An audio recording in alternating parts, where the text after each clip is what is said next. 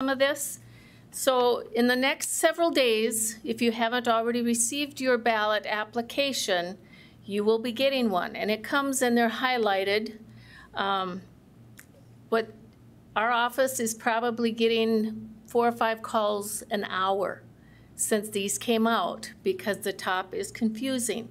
So I'm going to just walk you through. So you have the June primary election to check, the November general election, you have all state election, and then off to the side here you have the city, school, or any special election. So if you only want it for this June election to get an application and a ballot for absentee voting, you would only check the June box. If you want all state elections, whether it's be the school, the county, the state, any special election that may be happening in 2020, then check the box that has all state elections. If you check this box, rest assured you will be getting a ballot in the mail come the general election as well, so you won't go to the poll then either.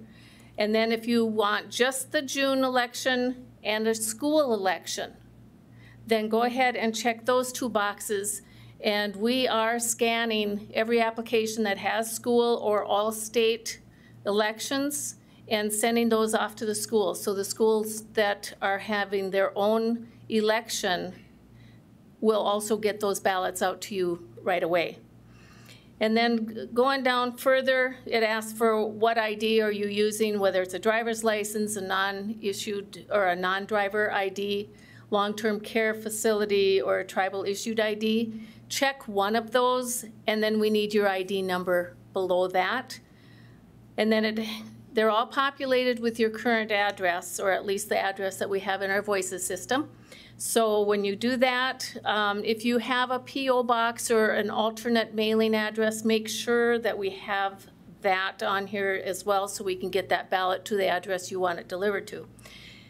And then I can't stress enough, this is an affidavit that this is all true information for you. It must be signed and it must be dated. We are sending back many because they sign it and don't date it. It all has to be complete. So make sure that when they're highlighted, that you complete every highlighted section that's there for you so we can process your ballot and get you the right ballot. Now, when we get your application, you're going to get your ballot with instructions in a carrying envelope that looks like this. And inside that, once you complete your ballot, put it in the secrecy sleeve. And this is just an envelope that doesn't have a flap on it. Just put the folded ballot in that, and then into the return address or envelope. And on the back side of that return envelope, again, you're signing it and saying that you're qualified and that this is truly your ballot. And we will match the signature on your application to the signature on your affidavit in order to count the ballot within. So those are just the basics of how this is working. And if you want to mail your ballot back, they must be postmarked by the 8th, the day before the election. If you are going to hand deliver, we have 7 places in the county that you can deliver your ballot to. We're at the City Hall in Ryder. The Senior Center has a drop box in Makoti, Kenmare City Hall, Berthold City Hall, Burlington City Hall, Surrey City Hall, and then the library drop box right in front of the administration building at the county here in Minot.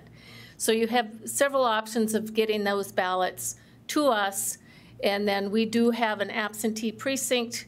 The people have been contacted and hired to process all of these as we would any other absentee ballot in past elections.